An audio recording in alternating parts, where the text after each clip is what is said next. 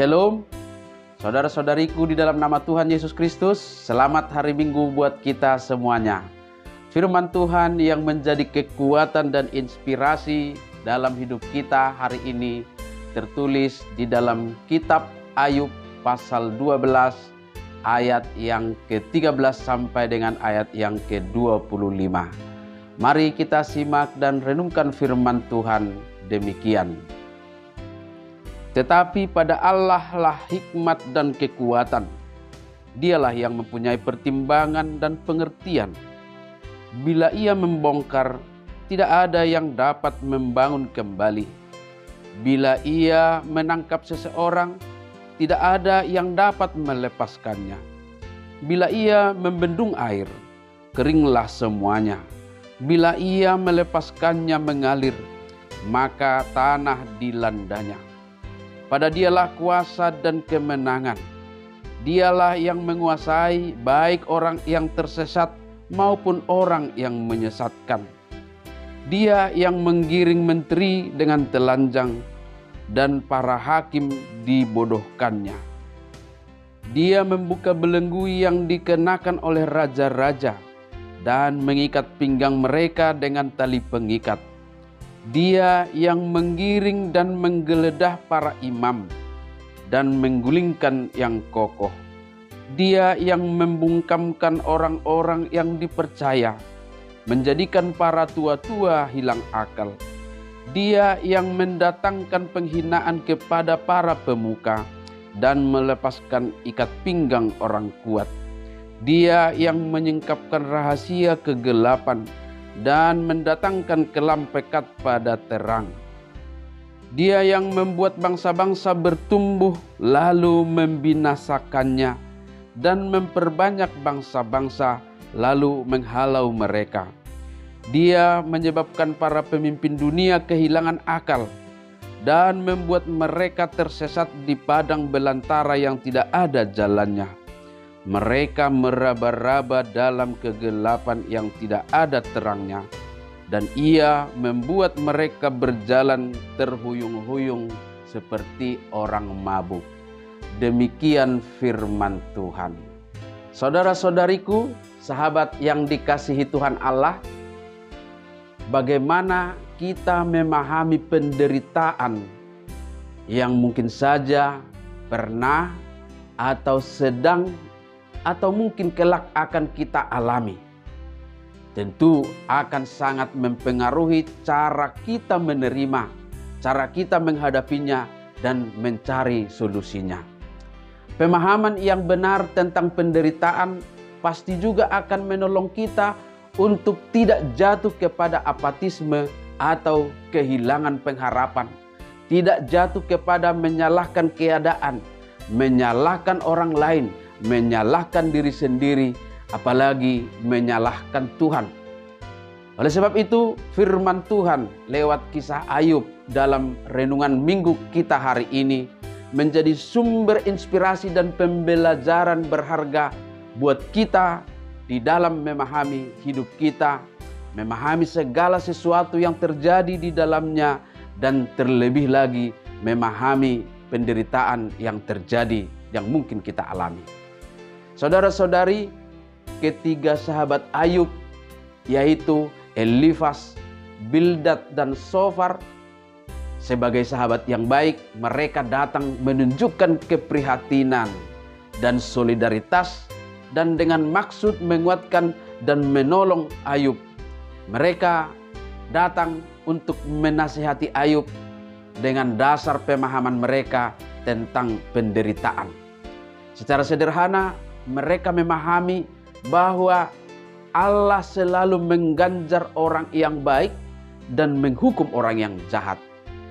Jadi penderitaan yang dialami oleh Ayub terjadi pastilah karena dosa-dosa Ayub kepada Tuhan. Sehingga layaklah dan seharusnya Ayub harus mengaku dosa di hadapan Allah. Tetapi bagi Ayub pendapat itu terlalu dangkal. Dalam pemahamannya, bukanlah sesuatu yang pantas jikalau ia mendapat hukuman yang sekejam itu dari Tuhan. Sebab ia seorang yang sangat baik dan jujur. Ia tidak dapat mengerti mengapa Allah membiarkan orang seperti dirinya mengalami begitu banyak bencana. Dan dengan berani ia menantang Allah. Ayub tidak kehilangan kepercayaannya kepada Allah. Tetapi ia sungguh-sungguh ingin supaya dibenarkan Allah dan supaya mendapat kembali kehormatannya sebagai orang baik. Memang Allah tidak memberi jawaban atas pertanyaan-pertanyaan Ayub itu. Tetapi Allah menanggapi iman Ayub dengan memberinya banyak contoh mengenai kuasa dan hikmat-Nya. Sebagian dari contoh-contoh itulah yang dilukiskan secara puitis dalam nas renungan hari Minggu ini. Dan ini merupakan bentuk pengakuan iman Ayub yang dinyatakannya dengan segala kerendahan hati untuk menyatakan hikmat dan kekuatan Allah. Ayub mengakui kebijaksanaan dan keagungan Allah, dan ia menyesali kata-katanya yang keras dan penuh kemarahan yang pernah ia lontarkan saat ia tidak menerima jawaban atas pertanyaan-pertanyaannya tentang derita dan malapetaka yang dialaminya. Ayub sungguh-sungguh menyadari bahwa Allah lebih besar daripada yang telah diajarkan oleh agama-agama tradisional yang dianut oleh kaumnya tentang ganjaran dan hukuman atas tindakan manusia. Saudara-saudariku, kita harus percaya bahwa Allah itu bijaksana dan berkuasa sehingga kita pun akan dapat memahami, menerima cara-caranya dan hal-hal yang diizinkannya terjadi dalam hidup kita, termasuk penderitaan. Itulah yang terbaik dan yang paling tepat untuk mencapai yang paling baik bagi kita. Allah yang menjadi sumber kekuatan dan hikmat akan memberikan kebijaksanaannya kepada setiap orang untuk memahami kehidupannya. Hikmat itu akan mencerahkan pikiran bahwa yang pertama, orang percaya tidak boleh berpikir bahwa Allah menjanjikan hidup tanpa kesukaran. Allah mungkin mengirim baik kesenangan maupun kesusahan supaya melepaskan kasih kita akan hal-hal dari dunia ini dan mengikat kasih itu kepada dirinya. Yang kedua, Allah mengarahkan semua peristiwa di dalam kehidupan orang percaya untuk menjadikan setiap orang mengenal Allah dengan benar. Jadi bukan soal benar tidaknya seseorang, bukan soal berdosa atau tidaknya seseorang.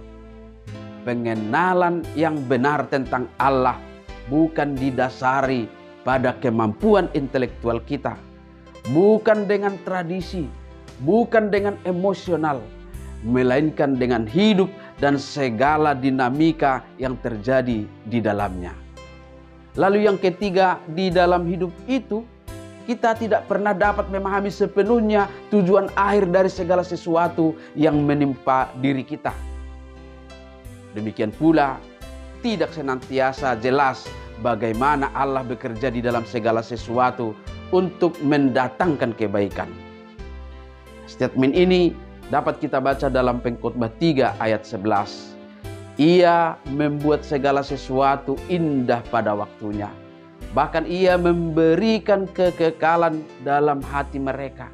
Tetapi manusia tidak dapat menyelami pekerjaan yang dilakukan Allah dari awal sampai akhir. Selama saat-saat itu berlangsung, ketika kita tidak bisa mengerti sepenuhnya cara Allah untuk memanage hidup kita, tetapi kita harus percaya bahwa Dia adalah manajer terbaik yang dapat menghandle semuanya dengan hikmat dan kekuatannya. Kita hanya punya tugas menyerahkan diri sepenuhnya kepada Allah Bapa, sama seperti yang dilakukan oleh Yesus Kristus ketika Ia disalibkan. Firman Tuhan hari ini sudah dengan gamblang menyatakan hikmat dan kekuatan Allah yang luar biasa. Jika Dia sudah bertindak, tidak ada yang dapat mengubahnya. Bila Ia membongkar, tidak ada yang dapat membangun kembali. Bila Ia menangkap seseorang, tidak ada yang dapat melepaskannya. Bila Ia membendung air, keringlah semuanya. Bila Ia melepaskannya mengalir, maka tanah dilandanya. Oleh sebab itu, saudara-saudariku, jikalau dalam penderitaannya Ayub dapat bersaksi bahwa Allah lah pemilik hikmat dan kekuatan satu-satunya, kita juga sebagai orang percaya pasti akan dapat mengerti, memahami, dan menerima jalan hidup kita. Yang penting tetaplah setia kepadanya. Bagi Dia satu-satunya Allah yang penuh hikmat oleh Yesus Kristus, segala kemuliaan sampai selama-lamanya. Amin. Selamat beraktivitas. Tuhan memberkati kita semua.